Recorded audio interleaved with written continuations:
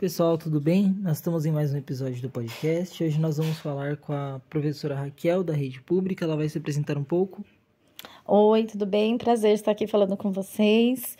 Eu sou a Raquel, sou professora da Rede Pública de São Paulo desde 2017 e já trabalho na educação bem antes, né? Mas na Rede Pública desde 2017 e trabalho atualmente na educação infantil. Eu atendo crianças de 4 a 5 anos de idade.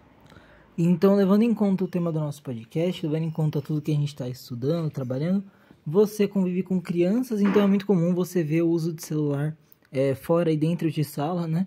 Como que você enxerga essa questão? Como você acha que o celular pode ser usado? Você enxerga ele só como um aliado, só como uma distração ou também como um aliado? Então, Davi, na nossa escola, né, na nossa faixa de idade, que é a EMEI, Escola Municipal de Educação Infantil, as crianças não portam celular, né? Não é permitido a entrada de celular. Então, a gente não tem esse impacto de forma direta na sala de aula. Mas, indiretamente, nós observamos muitas situações que ficam claras ali, que são influências pelo uso excessivo de telas, né?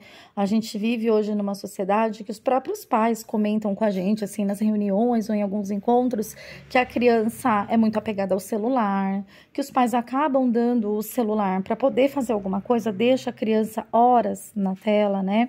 E o que a gente percebe lá na escola são várias questões, né? As crianças chegam a ter abstinência de tela, né? Lá na escola a gente percebe assim, nós fazemos propostas de brincadeiras, tudo muito lúdico para facilitar e promover o desenvolvimento da criança, né? Através do brincar, que é a base ali do aprendizado, né? Motor e psíquico da criança nessa faixa de idade. E a gente percebe que muitas delas não conhecem movimentos básicos, né? Pré-requisitos para brincar. E aí a gente percebe que isso se dá pelo envolvimento intenso dessas crianças com telas, né? Elas demonstram estar sentindo falta dessa utilização de telas. E existem até alguns estudos, aqui eu não tenho o autor certinho para citar para vocês, mas existem já alguns estudos que estão investigando sobre isso, sobre o impacto do uso de telas e a abstinência que as crianças estão sentindo das telas, né? Elas entram na escola, eu dou aula no período da tarde, então muitas delas acordaram, passaram a manhã toda nas telas, e aí chega na escola, estão sem a tela. Então elas começam a ficar irritadiças, não conseguem se envolver nas brincadeiras e nas propostas, e isso pode, muito provavelmente, se dar pela abstinência que elas estão sentindo das telas. Elas nem conseguem sequer expressar isso, né? Muitas delas. Mas esses comportamentos irritadiços, a falta de concentração, a falta de engajamento nas brincadeiras muito provavelmente por conta da abstinência de telas. Então, como você já citou, tem propostas na prefeitura para a questão de envolvimento com a criança em atividades práticas, e você entende que as crianças, como você citou, né, há um desinteresse, mas você entende que isso é a maioria? Você acha que ainda há um grande interesse das crianças em atividades lúdicas, em atividades, por exemplo, onde elas sujam as mãos, onde elas têm experiências sensoriais, onde elas brincam de coisas com o corpo? Como que você enxerga isso? Sim. As crianças gostam muito, é nato, né, da criança querer explorar, experimentar novas texturas, novos ambientes. Na educação infantil, nós não trabalhamos numa sala de aula com cadeiras enfileiradas, né? As crianças, a gente nem chama de sala de aula, a gente tem as salas de referência, que é onde a criança tem a referência que aquela sala é onde ela guarda a mochila dela, a sala é onde ela guarda o material dela, né? Mas nós temos, na escola que eu trabalho, 11 espaços diferentes. Então, a gente tem parque, a gente tem bosque, a gente tem quadra, temos uma brinquedoteca, temos espaço para a criança brincar com argila.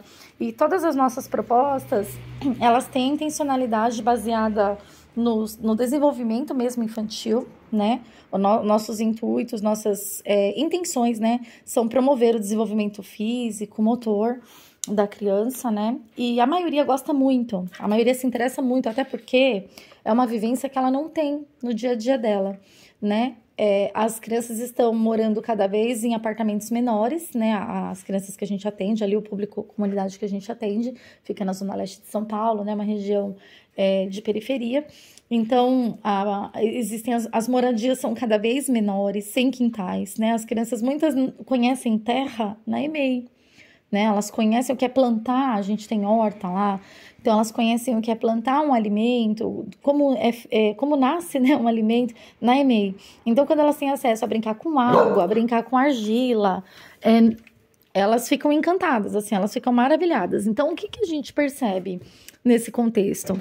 Que há a falta de oferta de experiências motoras, sensoriais, né, como você mencionou, pela família, né? As famílias, por falta de tempo, por falta de conhecimento, por falta de até mesmo espaço, elas deixam de oferecer isso para as crianças, né? Então, as crianças, elas vão ter acesso a isso na EMEI. A maioria gosta muito, a maioria engaja muito. Mas o que a gente percebe é que nos primeiros contatos ali com alguns elementos, ou até mesmo o simples ato de correr, né? Quando a gente oferece ali uma proposta que envolve correr, algumas têm dificuldade no equilíbrio, algumas têm sensibilidade com as texturas, não querem se sujar, ou não conseguem se equilibrar para correr de uma forma adequada. E tudo isso a gente percebe que é o quê? Falta de estímulo, né? E muitas vezes é por conta do excesso de exposição às telas. Você enxerga também essa falta de estímulo, né? Como você citou. Você enxerga como uma falta de interesse dos pais, uma impossibilidade dos pais de fazer algo sobre isso, ou ambos? Então, Davi, na realidade, a gente percebe que a nossa sociedade, ela está num ritmo cada vez mais frenético, né? Do capitalismo. Hoje em dia é difícil um casal que os dois não trabalham. E muitas famílias também desestruturadas que sequer a criança tem o pai e a mãe dentro de casa, né? No caso da comunidade que eu atendo especificamente, né? Então, e quando tem o pai e a mãe, os dois trabalham e a criança às vezes fica com o cuidador ou fica um período na escola e um período na casa de alguém que é pago para cuidar dessa criança, enfim. A criança, ela tem um convívio com os pais cada vez mais reduzido. Quando os pais estão em casa, muitos deles até relatam para nós, né, que é corrido, que eles têm que cuidar, dar conta da casa, fazer as outras coisas, né, preparar as coisas para o dia seguinte. Então, parece que o tempo está ficando cada vez mais escasso para que os pais promovam isso.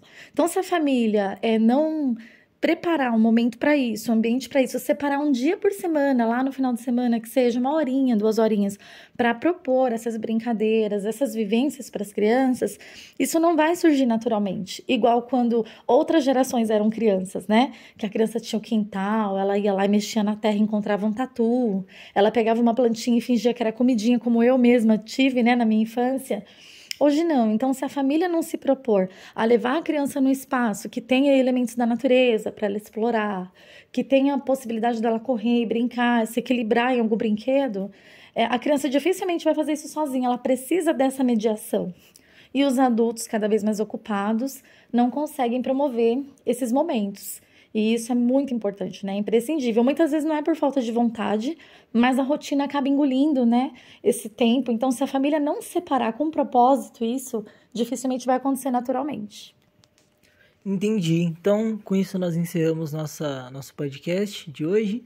Muito obrigado pelo tempo, muito obrigado pelas respostas. Obrigada, Davi, pela oportunidade. Foi muito bom falar com vocês. Muito obrigado por assistirem até